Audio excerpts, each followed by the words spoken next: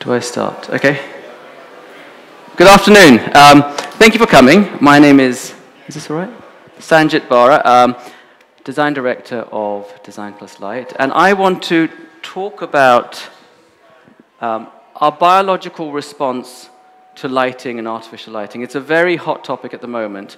And the aim of my talk is to give us a better understanding of how and why this happens before we start making decisions moving forward into the future. So, man, like all animals, has an internal time clock that is hormonally linked to daylight.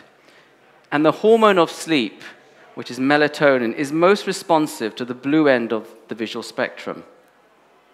Blue light activates melatonin receptors that signal the pineal gland to stop producing melatonin, and that prolongs our wakefulness. It stops us from sleeping.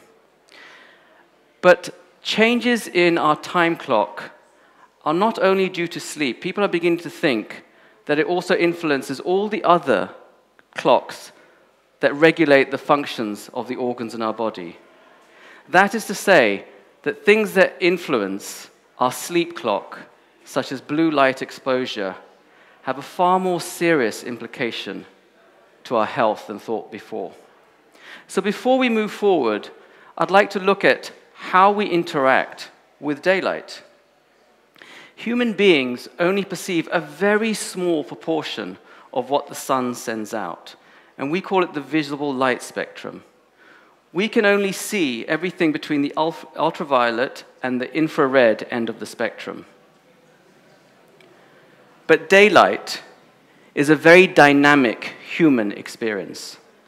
The spectral composition of daylight is continually changing. And that depends on the time of day, the location on this earth, and also seasonal variation. And it's this 24-hour daily cyclical change in daylight that we have become most adapted to. In the mornings, as the sun rises, there is a very high portion of blue light in the atmosphere. This quickly signals our bodies to stop producing melatonin, and we become awake. Blue light peaks at around midday and then starts to fall as the sun begins to descend. At sunset, there is very little blue light in the visual spectrum. This signals melatonin production, and our bodies are signaled to rest. This design by nature is absolutely brilliant. It's precision. We have evolved so that our hormonal time clock is precisely aligned with the spectral composition of daylight. Melatonin levels fall as daylight rises, and vice versa. Everything was going swimmingly until we decided to invent. In the 1990s, the invention of the blue LED light source revolutionized our industry with some potential unknown health consequences. White light is actually formed with the foundations of the blue LED chip, which then has a red phosphor coating on it, and the thickness of this red phosphor coating is what determines the color temperature of white light. So lighting now is a manufactured source. And LED light now, white light, has an underlying blue component, and this blue component is what's causing problems. And if we look at the comparative compositions of artificial lighting, our more traditional light sources, which were tungsten incandescent lights, the light is produced by heating a wire filament in a glass gas-filled chamber. So the radiating heat and light is very high in the red end of the spectrum, with very little blue component. So traditional tungsten halogen light sources didn't have much of an impact on our circadian rhythms. But with the advent of LED technology, this relative blue spike is present all the time, and this is what is causing interference. So let's analyze and understand this blue component a little better. There exists a paradox with blue light.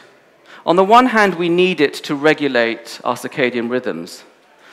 But at the very periphery of our visual spectrum, at the blue-violet end of the spectrum, there exists a hazardous wavelength. This light is harmful to us. It causes damage to the back of our retina that is similar to UV damage created by prolonged sun. And this is what we're beginning to think contributes to the reduce in visual acuity as you get older.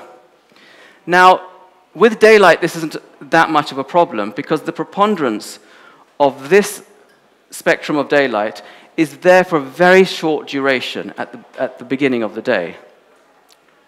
But if we consider that we live and work in artificial environments that are artificially lit, and now this artificial lighting has a high blue-rich component, we are beginning to be continually exposed to this wavelength of light. And we don't know what the implications are, because LED lighting has only been around for 10 years or less. And it's cumulative and it's slow. So we are probably the generation that are going to experience any potential long-term damage. On the other end of the blue component, scientists have begun to discover a whole new set of receptors that are particularly attuned to the more blue turquoise end of the spectrum. And these receptors signal the pineal gland to start producing melatonin. Hence, they're called melanopsin receptors. And they're the ones that regulate all of our circadian clocks. So not just sleep, hormone regulation, metabolic control, blood pressure, etc. When we are exposed to too much of the blue light, our circadian rhythm goes out of control. We don't sleep well, we become restless, we become stressed, elevated cortisol levels, stress hormones, we become out of balance, and eventually we develop dis-ease. Now, this long-term disease and out of balance-ness can lead to a lot of our chronic, and is thought to be partly blamed to our chronic ailments at the moment. So things like cardiac disease, obesity, type 2 diabetes, and even potentially cancer. It's now thought that this is a contributing factor. We just don't know enough. But further investigating into these melanopsin receptors, we're finding that they're actually not evenly distributed around the retina. And this starts bringing into a spatial distribution quality to lighting. Research has now found that the melanopsin receptors are predominantly located at the lower perimeter of the eye, which means that they're most responsive to light coming above the horizon. That means that we have evolved so that our melanopsin receptors are particularly positioned so that we are most responsive to daylight above the horizon as we go about our natural business.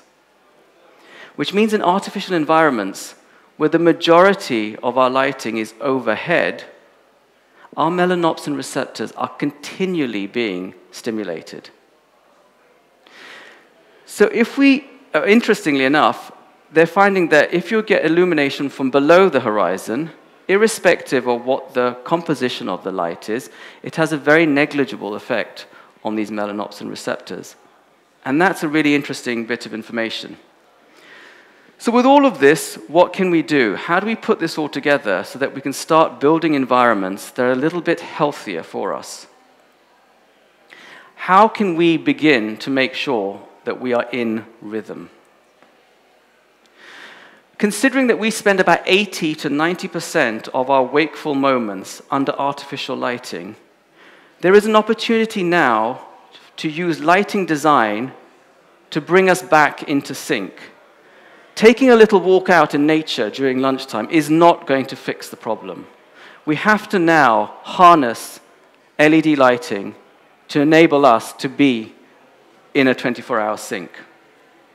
If we look at the first guideline or suggestion is the quality of light.